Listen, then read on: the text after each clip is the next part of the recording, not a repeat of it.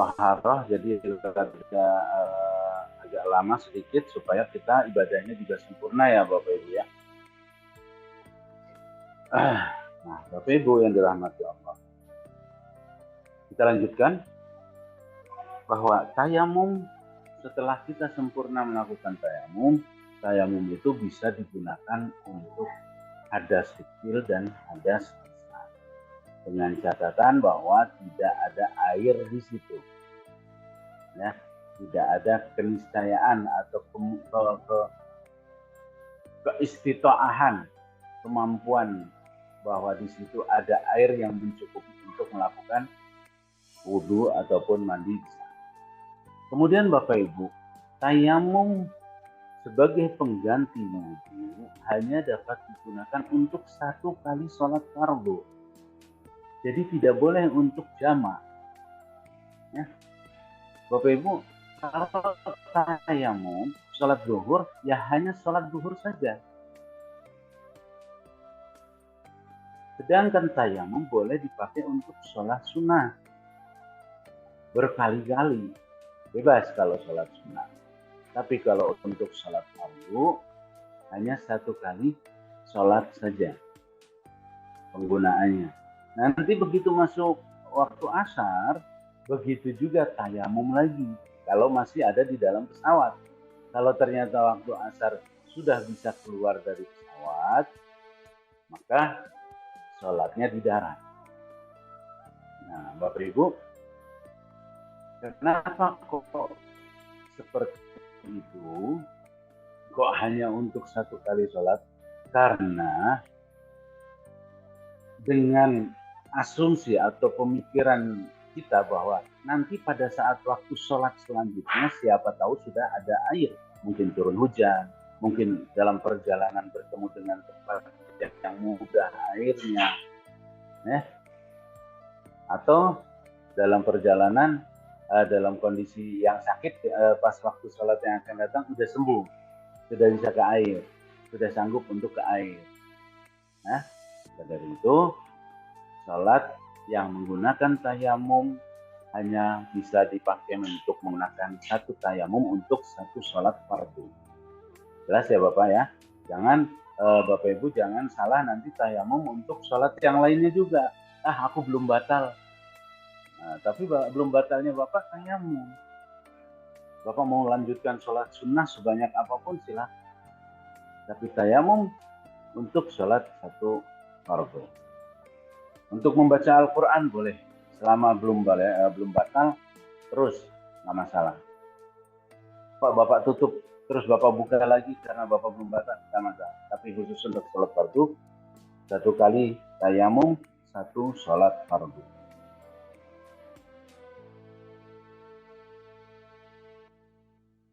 Allah menginginkan kepada umatnya sesuatu kemudahan, bukan sesuatu yang mempersulit umatnya. Ya, umatnya itu umat Nabi Muhammad Sallallahu Alaihi Wasallam.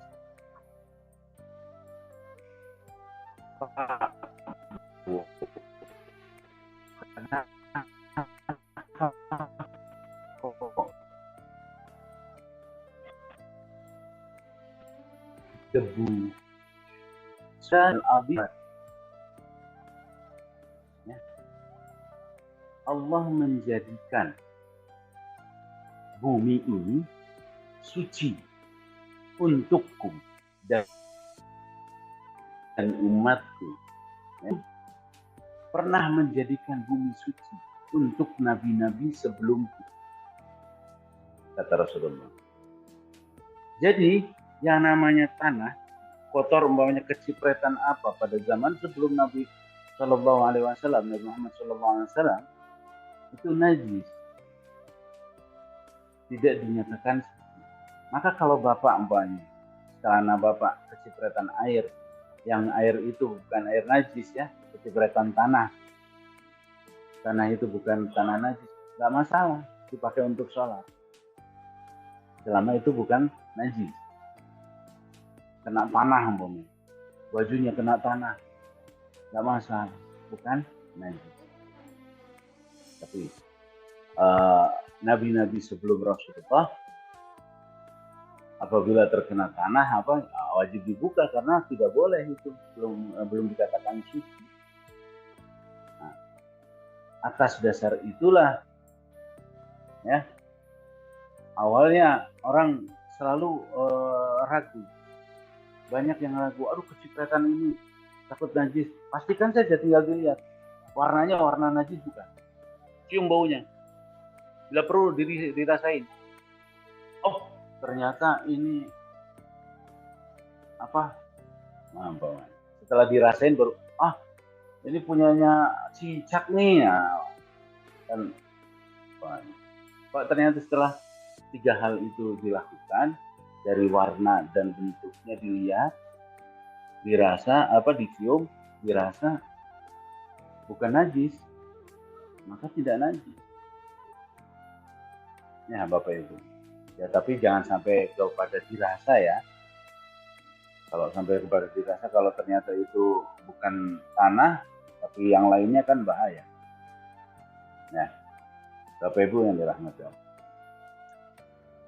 Nah, dalam hal ini baik tayamum maupun wudu memiliki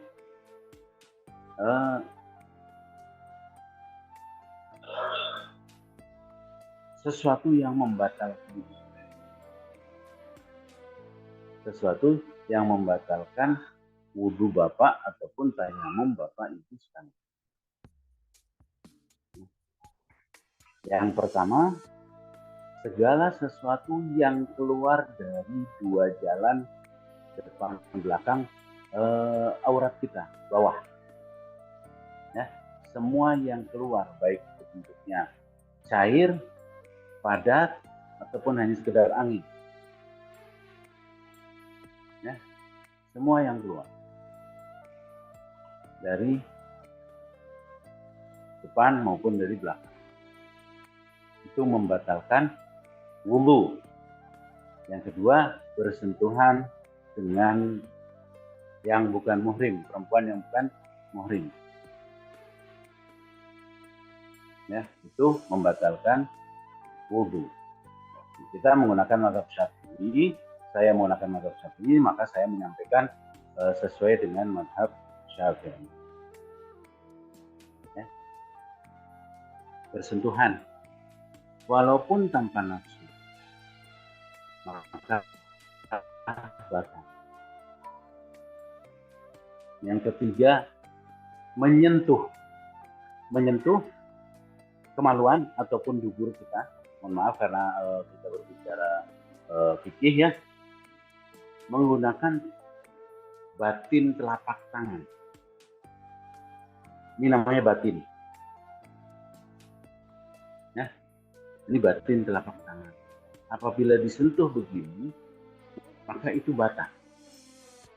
Tapi kalau begini, tidak. Nah,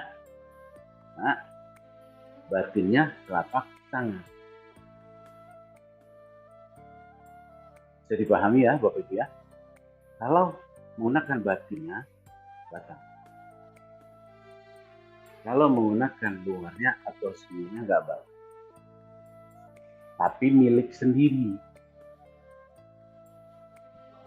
Nah, kalau milik orang lain, umpamanya anak kita atau apa, ya anak kita terutama, kadang-kadang kita terpaksa harus menyelesaikan hajat anak kita, tetap mau lah pakai batinnya, mau pakai itu pakai ya. Yang milik sendiri batinnya. Jadi ya, yang membatalkan wudu segala sesuatu yang keluar dari 2 jalan, terus bersentuhan dengan muhrim yang bukan muhrim kita, menyentuh alat vital kita ataupun dubur kita menggunakan batinnya telapak tangan. Pokoknya digaruk ya. Kalau garuknya begini ya. Baik, bisa dipahami ya Pak, Bu. Jadi nanti jangan kemudian kalau ada mazhab lain. Kenapa mazhab lain? Karena mazhab lain pun memiliki tata cara batalnya sendiri. Jangan kemudian Bapak Ibu, wah kamu berbeda dengan saya, kamu kafir umpamanya. Kamu bid'ah umpamanya. Ya, haram. Bon. Jangan Pak. Ya. Kenapa? Karena masing-masing mazhab punya. Masing-masing mazhab punya tata cara batalnya, tata cara wudhunya, tata cara tayamum. Yang paling dasar dalam bersuci, wudhu dan tayamum. Belum nanti ada masul khufain, belum nanti segala itu perkembangan. Tapi intinya kita yang banyak kita pegang masyarakat Indonesia pada umumnya kita menggunakan dua itu, tayamum dan wudhu. Serta batalnya Indonesia hampir keseluruhan Bali atau Hanafi campur adukan. Wudhu kita menggunakan Syafi'i atau menggunakan Hanafi karena gampang, nggak perlu pakai tartib, nggak perlu segala macam. Tapi batal kita menggunakan Syafi'i. Nah itu tidak boleh. Satu pergerakan ibadah gunakan satu keputusan. Jadi dari wudhu ke batalnya satu mazhab. Kalau Bapak mau menggunakan Syafi'i, Syafi'i semua. Hanafi, Hanafi semua. Nah, setelah wudhunya Syafi'i, sholatnya Hanafi, salah. Ya. Tapi batalnya sholat juga harus Hanafi semua. Paham ya? Jangan kita mencampur adukkan. Terus karena kondisi kepepet, saya menggunakan ini, tidak. Tetap. Kecuali kondisi khusus seperti di matuf atau di piringan toaf, di tempat toaf. Di tempat toaf, maka bersentuhan dengan perempuan tidak batal. Diambil keputusan itu menggunakan satu mazhab, ya, menggunakan mazhab Maliki, ya, di dalam tempat toaf. Kenapa? Betapa susahnya. Laki-laki tidak boleh menggunakan pakaian berjahit sama sekali, kecuali hanya yang menempel di atas dan bawah yang jadi sarung dan jadi penutup.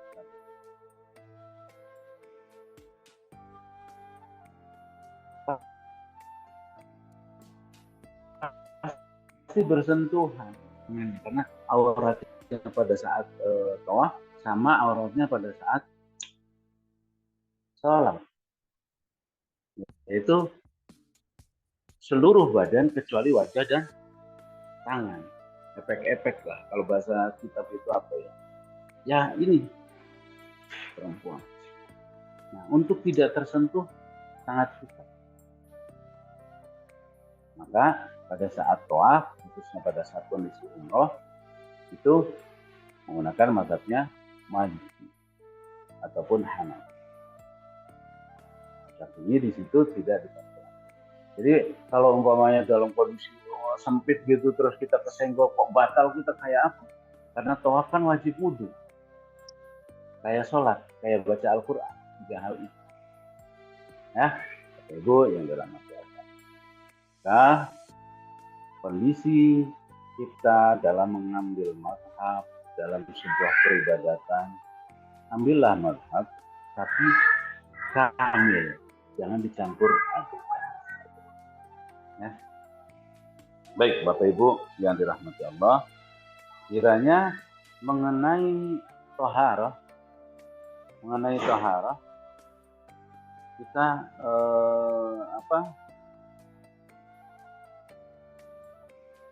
sudah sangat jelas ya. mazhab apapun, dasar hukum mengenai wudhu, dasar hukum mengenai tayamum apa semuanya menggunakan ayat ini. Satu ayat yang sama menjadikan 4 mazhab. Jadi jangan diributkan, jangan dikatakan yang satu haram, yang satu kafir, yang satu bid'ah, yang tidak ada, Pak. Ya, hanya karena tidak sama dengan apa yang Bapak Ibu terima, dan kecuali Bapak Ibu tahu, oh ini nggak ada di mazhab. Pak, Bapak menggunakan mazhabnya siapa? Nah, baru tanyakan. Umpamanya, kok ada yang dengan cara wudhu hanya diusap doang, ada yang di itu doang. Bapak tinggal tanya, tapi kalau tidak tahu yang Bapak boleh tanya tapi tidak menyalahkan. Ya, demikian mengenai toharah. Kita pembahasan toharah 3 hari ya, Masya Allah. Dari mulai pembahasan mengenal tentang air, mengenal syarat air, mengenal tentang najis dan bagaimana cara mensucikan dari najis, kemudian mengenal wudhu dan batalnya wudhu, serta tayamum dan batalnya. Bapak Ibu, insya Allah dengan kita belajar bersama mengenai toharoh, karena kita nanti akan menjadi orang yang Allah berikan, semoga aja sesuai dengan rencana kita, ya, sesuai dengan harapan kita, membangun bersama-sama untuk berangkat umroh menggunakan metode Iqra' bil Qalam, metode follow the line yang terintegrasi dengan investasi atau dengan pertanian cabai, ya. Kita berharap semoga nanti pada saat kita setelah umroh ataupun sebelum umroh kita sudah belajar, sudah memahami betul apa dan bagaimana caranya bersuci, ya, sehingga kita ibadahnya lebih sempurna, lebih mantap, ya, lebih sempurna, lebih mantap. Supaya apa? Supaya diterima oleh Allah dan mendapatkan pahala dari Allah. Ya, diterima oleh Allah dan mendapatkan pahala dari Allah. Bagaimana kita belajar Al-Quran? Belajar Al-Quran pun harus kita pelajari ilmu-ilmu Quran, paling enggaknya yang dasar, supaya kita dapat 10 hasanah, 10 kebaikan dalam setiap mempelajari dan membaca Al-Quran. Satu huruf 10 kebaikan yang Allah berikan. Bayangkan kalau Bapak setiap hari menulis 5 halaman, berapa huruf yang Allah berikan kebaikan itu. Kenapa Allah kasih kebaikan? Walaupun Bapak belum tahu ilmunya, walaupun karena Bapak dalam proses, Ibu dalam proses belajar supaya kita sama-sama tahu ilmunya, dari ilmu tajwidnya, ilmu makharijul hurufnya, terus keterangan-keterangan ayat Al-Qur'annya dari sisi fikih, dari sisi hukum, dari sisi yang lain. Bapak Ibu yang dirahmati Allah, kita dalam menulis Al-Quran, karena kita punya target yaitu khatmil Quran di Mekkah maupun Madinah.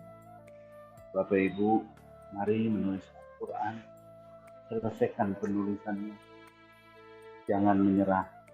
Ya, kita, Masya Allah Bapak Ibu, kita bayangkan perasaan kita pada saat kita khatmil Quran dan di situ di kiblat kita umat muslim di Mekah atau pas saat kita di Madinah. Bisa kita bayangkan. Ibaratnya kalau kita ngaji sama syekh yang tertentu saja kita udah senang banget. Nah di situ kita pada saat khatmil Quran, Allah berikan kenikmatan kita khatmil Quran di depan Rasulullah. Kita bisa bayangkan kenikmatan itu. di depan Ka'bah di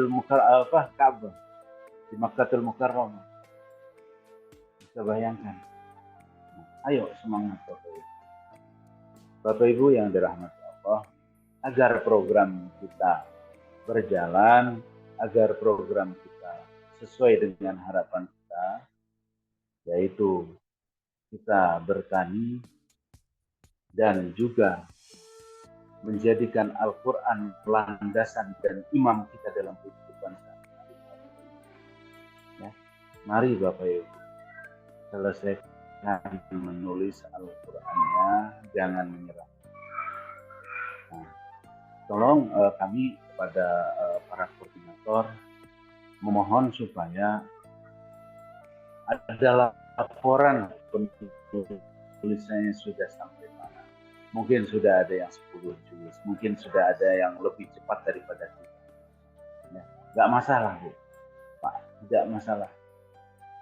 Yang penting tolong dilaporkan. Ya, disisakan dari mulai surah Al-Hakumut Takatsur, yaitu At-Takatsur, sampai An-Nas, sisakan. Kita akan menulis bersama-sama nanti di Makkah ataupun di Madinah.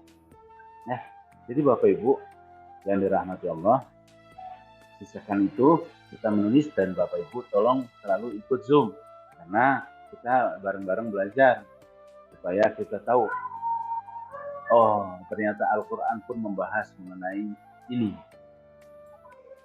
Belum lagi nanti hubungan rumah tangga, hubungan segala macam, Al-Quran pun membahas.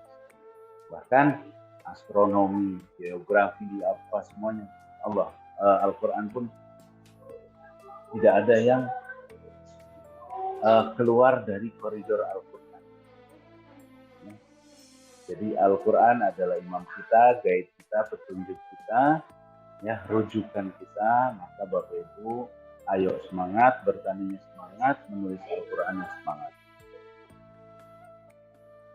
Demikian mengenai taharah atau bersuci sesuai dengan surah Al-Maidah ayat 6. Insya Allah sudah apabila Bapak Ibu bisa berikan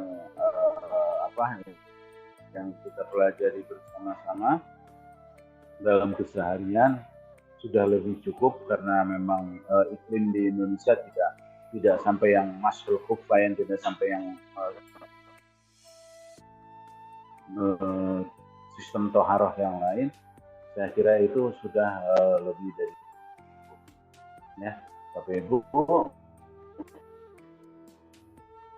yang dirahmati Allah, belajar bersama mengenai toharoh selama 3 hari ini selesai. Saya anggap sudah belajar bersama-sama kita. Nah, nanti besok kita lanjutkan. Insya Allah kita besok akan membahas mengenai masih di surah Al-Maidah juga.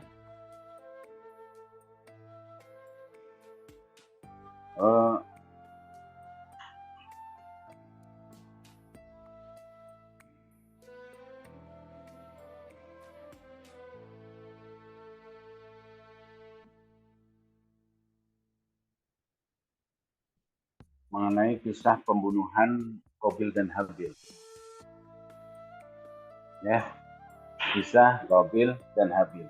Insya Allah besok kita bahas bersama surah Al-Maidah, ya, yang menerangkan terjadinya peristiwa Qabil dan Habil,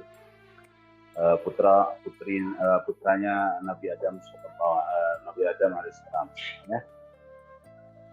Bapak Ibu yang dirahmati Allah, penulisan kita hari ini adalah dari halaman 120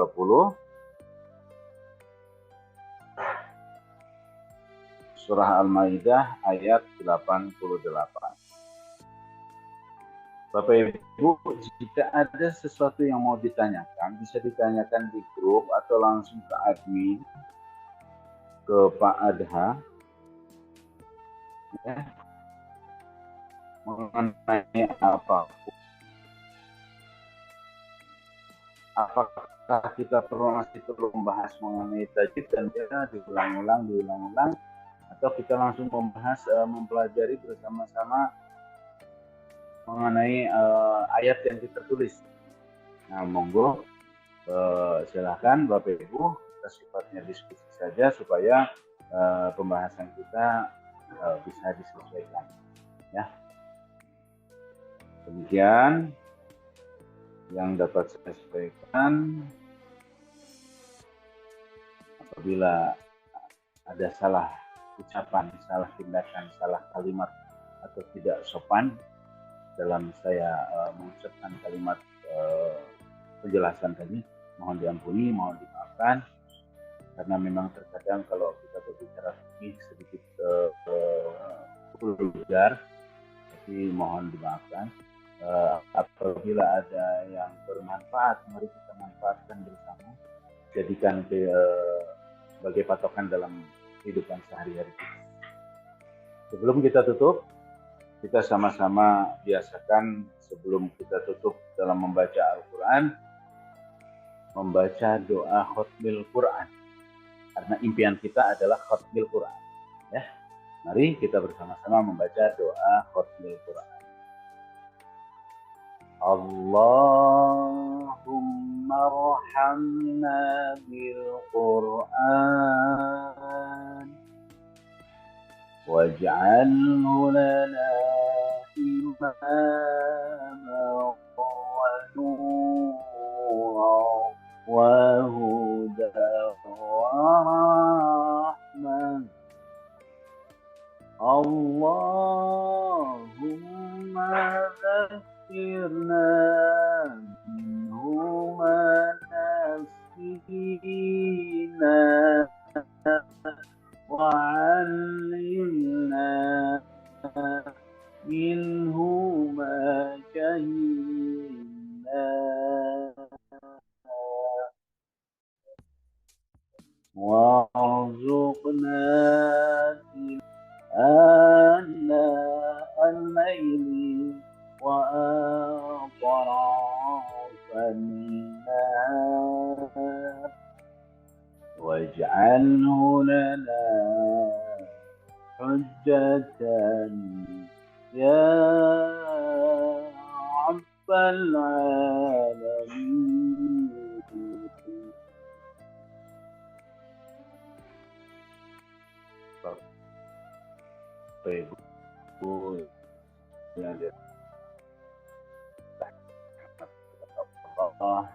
Semua tidak buang tarik. Wassalamualaikum warahmatullahi